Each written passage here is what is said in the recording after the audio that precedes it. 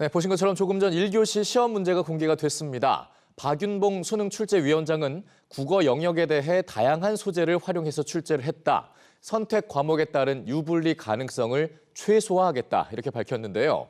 자, 국어 영역 어땠는지 EBS 대표 강사 김철회 선생님 모시고 분석해 보겠습니다. 선생님 안녕하십니까? 안녕하세요. 네, 조금 전에 간략하게 듣긴 했습니다만 선생님께서는 이번 난이도 어떻게 보십니까?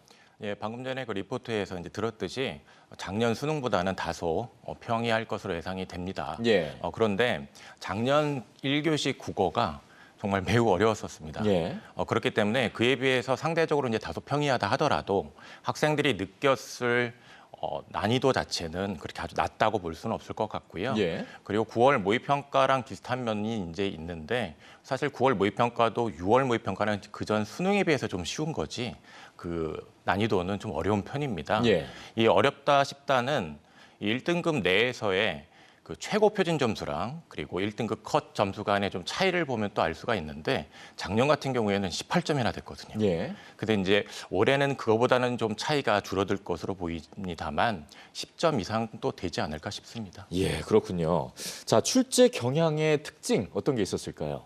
네, 이렇게 1교시 국어가 어려운 데는 독서가 굉장히 큰 역할을 하고 있습니다. 독서요. 이 독서에 4개의 지문이 출제가 되는데 그중 3개의 지문이 작년 수능은 다 어려웠거든요. 네. 근데 이제 올해 같은 경우에는 그 4개 중에 2개 정도가 이제 학생들에게 꽤 까다롭게 이제 느껴졌을 것 같고요. 예. 그 2개가 사회의 법과 그다음에 이제 과학의 생명과학 관련 제재인데 지문의 정보 양이 굉장히 압축적으로 많이 좀 제시가 되어 있고 그리고 그 정보들을 가지고 이 복잡한 사고 절차를 필요로 하는 그런 문항 해결 과정을 학생들이 잘 수행을 해야 됩니다. 네. 그런 점에서 이제 어려운 건데요.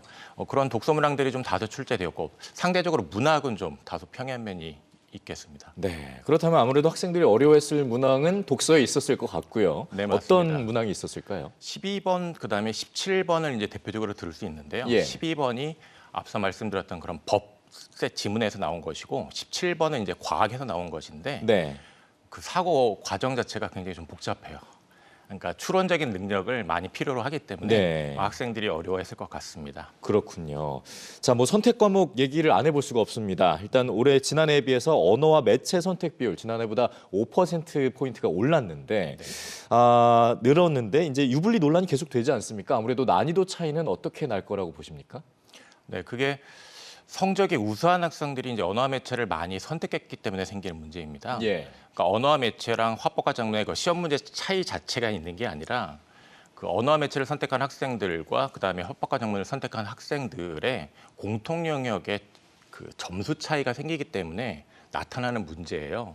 그렇기 때문에 이 차이를 완전히 해소하기는 어렵고요. 예. 평가원에서 최소화하기 위한 노력을 기울였을 것으로 이제 생각이 듭니다. 예. 작년 수능 같은 경우에는 최고점에 있어서의 표준 점수 차이가 1점 차이가 나게끔 평가원에서 이제 애를 썼는데 올해는 그거보다는 조금 차이가 더 났긴 하더라도 저는 최소화하기 위한 노력을 많이 기울였을 것으로 생각이 됩니다. 네, 조금 더 듣고 싶지만 시간 관계상 여기까지 들어야 될 것 같습니다. 선생님 오늘 말씀 잘 들었습니다. 고맙습니다.